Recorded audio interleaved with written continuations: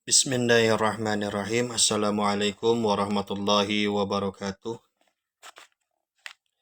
Lanjutkan kembali membaca buku Sirah Nabawiyah, sejarah hidup Nabi Muhammad SAW. Ini di halaman 131 di bawah naungan kenabian dan kerasulan di Gua Hiro. Ketika usia Rasulullah SAW telah mendekati 40 tahun, beliau lebih senang mengasingkan diri. Itu beliau lakukan setelah melalui perenungan yang lama, dan telah terjadi jurang pemisah antara pemikiran beliau dan kaumnya. Dengan membawa roti dari gandum dan air, beliau pergi ke Gua Hiro di Jabal Nur, yang jaraknya kira-kira 2 mil dari kota Mekah, suatu gua yang tidak terlalu besar, yang panjangnya 4 hasta, lebarnya 1,7 hasta, dengan ukuran jira al-hadid, hasta ukuran besi. Keluarga beliau kadang-kadang menyertai ke sana. Selama bulan Ramadan, beliau berada di Gua Hiro, di gua ini, dan tidak lupa memberikan makanan kepada setiap orang miskin yang juga datang ke sana. Beliau menghabiskan waktunya untuk beribadah, memikirkan keagungan alam di sekitarnya dan kekuatan tidak terhingga di balik alam. Beliau tidak pernah merasa puas melihat keyakinan umatnya yang penuh dengan kemusyrikan dan segala persepsi mereka yang tidak pernah lepas dari tahayul. Sementara itu, di hadapan beliau juga ada jalan yang jelas dan mempunyai batasan-batasan tertentu yang bisa menghantarkan kepada keridhaan dan kepuasan hati beliau. Pilihan beliau untuk mengasingkan diri ini termasuk satu sisi dari ketentuan Allah Ta'ala atas diri beliau, sehingga langkah persiapan untuk menerima urusan besar yang sedang ditunggunya. Ruh manusia manapun yang realitas kehidupannya akan disusupi suatu pengaruh dan dibawa ke arah lain. Maka ruh itu harus dibuat kosong dan mengasingkan diri untuk beberapa saat, dipisahkan dari berbagai kesibukan duniawi dan gejolak kehidupan serta kebisingan manusia yang membuatnya sibuk pada urusan kehidupan. Begitulah Allah mengatur dan mempersiapkan kehidupan Rasulullah SAW untuk mengemban amanat yang sangat besar, mengubah wajah dunia dan meluruskan garis sejarah. Allah telah mengatur pengasingan ini selama 3 tahun bagi Rasulullah SAW. Sebelum membebaninya dengan risalah, beliau pergi untuk mengasingkan diri ini selama jangka waktu sebulan, dengan disertai ruh yang suci, sambil mengamati kegaiban yang tersembunyi di balik alam nyata, hingga tiba saatnya untuk berhubungan dengan kegaiban itu tatkala Allah telah mengizinkannya. Jibril turun membawa wahyu. Tatkala usia beliau genap 40 tahun, yang merupakan awal usia kematangan, dan ada riwayat yang mengatakan bahwa pada usia inilah para rasul diutus tanda-tanda nubuah atau kenabian sudah tampak dan mengemuka. Di antaranya adanya sebuah batu di Mekah yang mengucapkan salam kepada beliau. Terjadinya ruya, soqidah, sodiqoh, mimpi yang benar, yang datang berupa fajar, subuh yang menyingsing. Hal ini berlangsung hingga 6 bulan. Masa kenabian berlangsung selama 23 tahun. Dari ru'ya syadiqah, ini merupakan bagian dari 46 tanda kenabian.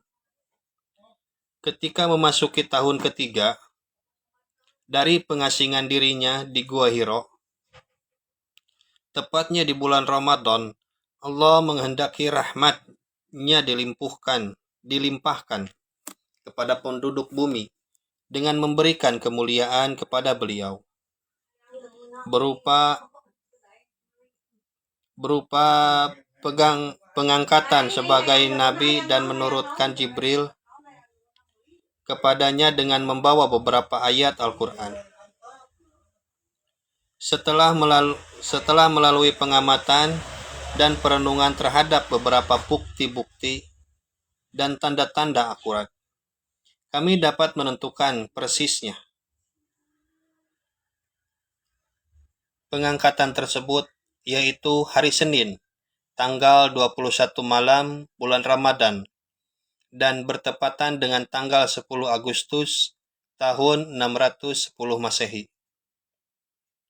Tepatnya usia beliau saat itu 40 tahun, 6 bulan, 12 hari. Menurut penanggalan Komariah, dan sekitar 39 tahun, 3 bulan, 20 hari. Ini menurut penanggalan Syamsiah. Mari kita dengar sendiri Aisyah radhiyallahu an menuturkan kisahnya kepada kita mengenai peristiwa yang merupakan permulaan nubuah tersebut dan yang mulai membuka tabir-tabir gelapnya kekufuran dan kesesatan, sehingga dapat mengubah alur kehidupan dan meluruskan garis sejarah. Aisyah radhiyallahu an berkata, wahyu yang mula pertama dialami oleh Rasulullah sallallahu alaihi wasallam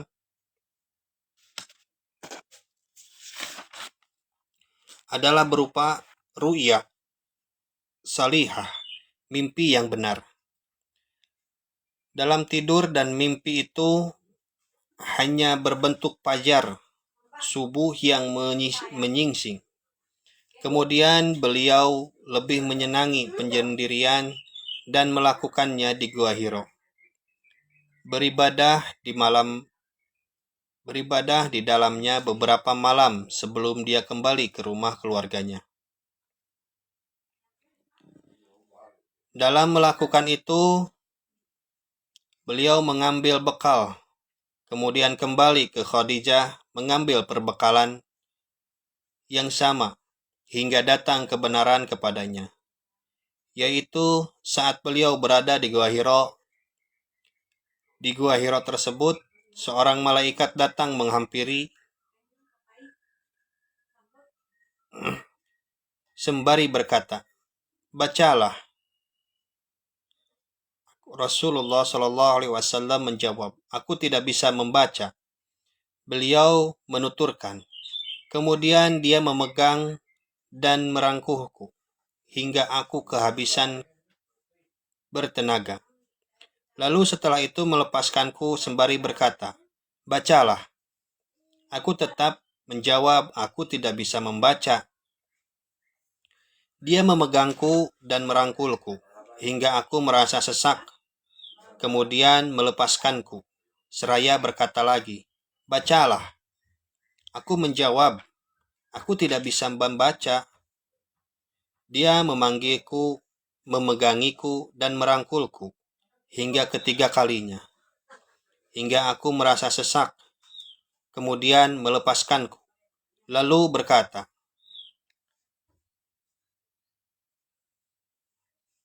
Iqra bismi rabbikal ladzi khalaq. Khalaqal insana min 'alaq. Iqra wa rabbukal a'lam. Bacalah dengan menyebut nama Rabbmu yang menciptakan. Dia telah menciptakan manusia dari segumpal darah. Bacalah, dan Rabbmulah yang paling pemurah. Rasulullah Shallallahu Alaihi Wasallam pulang dengan merekam bacaan tersebut dalam kondisi hati yang bergetar dan menemui Khadijah binti Khuwailid sembari berucap, selimuti aku. Maka beliau diselimuti hingga badan beliau tidak lagi menggigil, layaknya terkena demam. Apa yang terjadi padaku? Beliau berkata Khadijah. Beliau memberitahukan apa yang baru saja terjadi. Beliau bersabda, aku khawatir terhadap keadaan diriku sendiri. Khadijah berkata, tidak, demi Allah, tidak akan menghinamu. Allah tidak akan menghinakanmu selamanya, karena engkau suka menyambung tali persaudaraan, membantu meringankan beban orang lain, memberi makan orang yang miskin, menjamu tamu, dan menolong orang yang menegakkan kebenaran.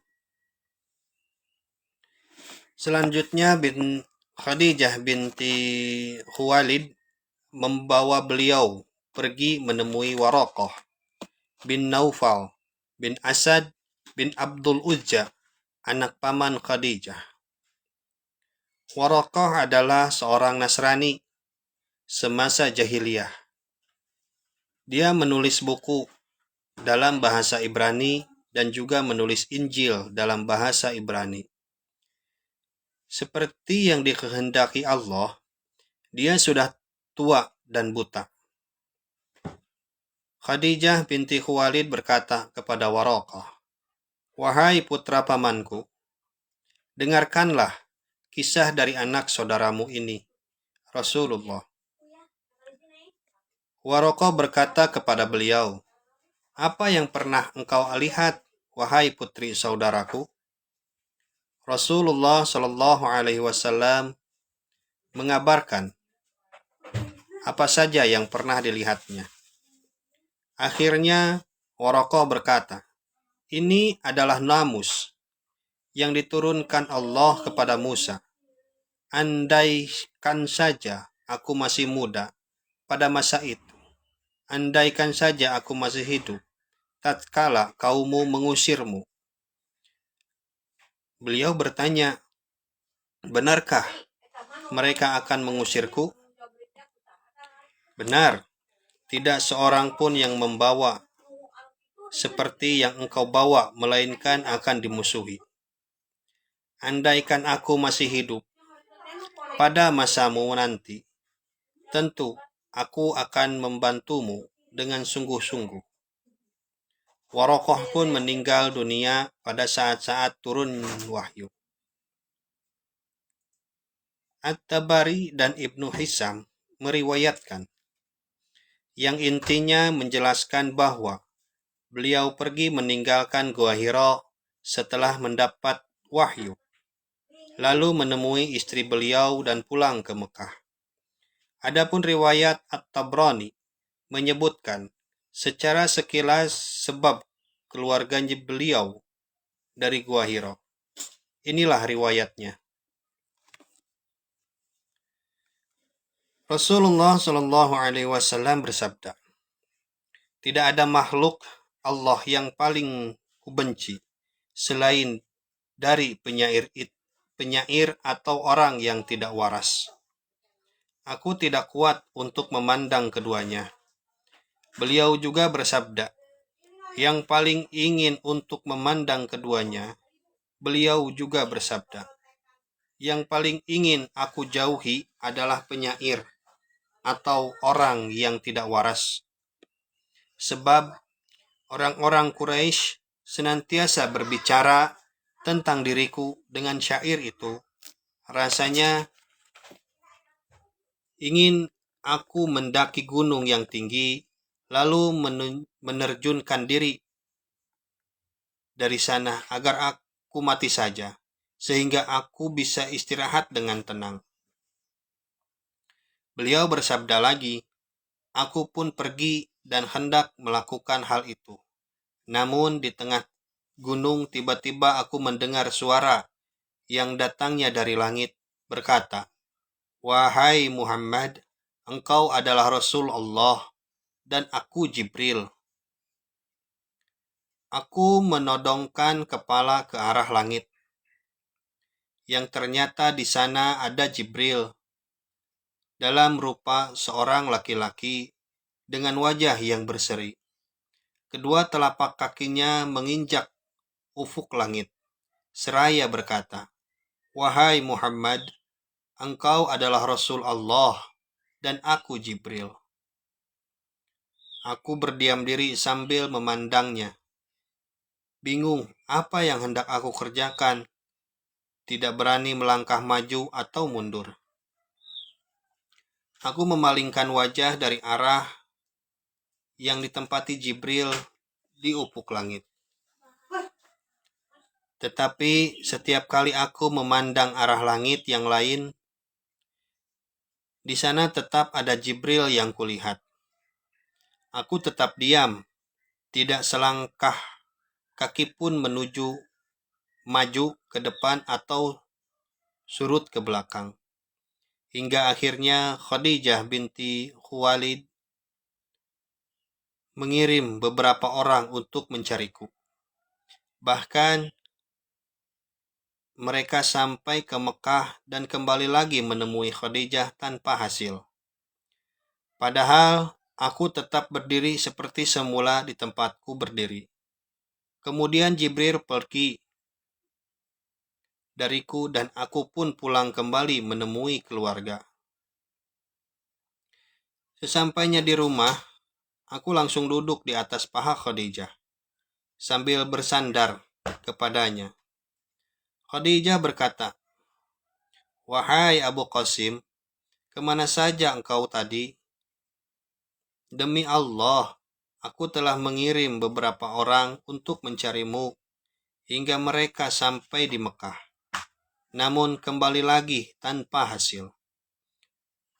Kemudian memberitahukan apa yang telah aku lihat. Dia berkata, "Bergembiralah, wahai anak pamanku, dan teguhkanlah hatimu demi diri Khadijah yang ada di tangannya. Aku benar-benar sangat berharap engkau menjadi nabi umat ini." Setelah itu, Khadijah beranjak pergi untuk menemui Waraqah dan mengabarkan kepadanya. Waraqah berkata, Maha suci, demi diri Waraqah yang ada di tangannya, namus yang besar yang pernah datang kepada Musa. Kini telah datang kepadanya, dia adalah benar-benar nabi umat ini. Katakanlah kepadanya agar dia berteguh hati. Khadijah pulang lalu mengabarkan apa yang dikatakan Waraqah kepadanya. Tatkala Rasulullah Shallallahu Alaihi Wasallam meninggalkan istrinya dan pergi ke Mekah, beliau bertemu Waraqah. Setelah mendengar penuturan langsung dari beliau, Waraqah berkata, "Demi diriku yang ada di tangannya, engkau adalah benar-benar nabi umat ini. Namus yang besar telah datang kepadamu seperti yang pernah datang kepada Musa." Alhamdulillahirrabbilalamin. Mungkin di video ini dicukupkan dulu sampai di sini. Insyaallah besok dilanjutkan kembali. Wabillahi taufiq wal hidayah. Wassalamualaikum warahmatullahi wabarakatuh.